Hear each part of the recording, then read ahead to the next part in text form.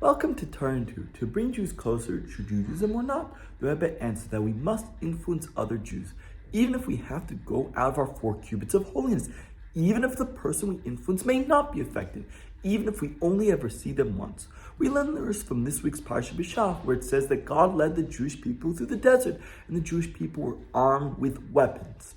The verse afterwards states that Moshe took the bones of Yosef with him. Commentaries explain that the weapon the Jewish people had was the bones of Yosef. Bones represent the essential quality of a person. The quality of Yosef is reflected in his name Yosef because his mother asked, God, add to me another son, meaning that Yosef makes from another, someone who is acting not in the ways of Judaism, and makes him a son to his Father in heaven.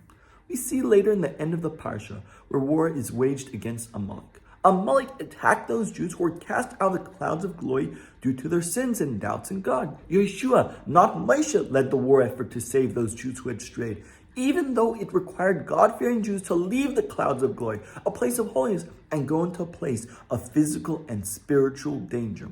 The Medrash explains that it had to be Yeshua because he was a descendant of Yosef. Moreover, this week's Parsha is always read in Shvat, the 11th month that corresponds to Yosef, who is the 11th son. The Rebbe's directive is that in our current exile, when Jews are in the desert of nations, we must take this quality of Yosef with us. At times, we go out of our normal holy routines in order to influence other Jews until they become illuminators as well. Even if we encounter a Jew, and it's only possible at this time to do one mitzvah with him, we may never see him again, we must still do all we can. This directive is especially relevant as we approach the 10th day of Shvat, the passing of the Frierdiker Rebbe, Rabbi Yosef Yitzchak, the Yosef of our generation. He demonstrated throughout his lifetime actual self-sacrifice, and his agents also demonstrated self-sacrifice to bring Jews closer to our Father in heaven. When we do this mission with the power of the leader of the generation, and with joy and good-heartedness, we will not lose out. On the contrary, our minds and hearts will be literally refined 1,000 times.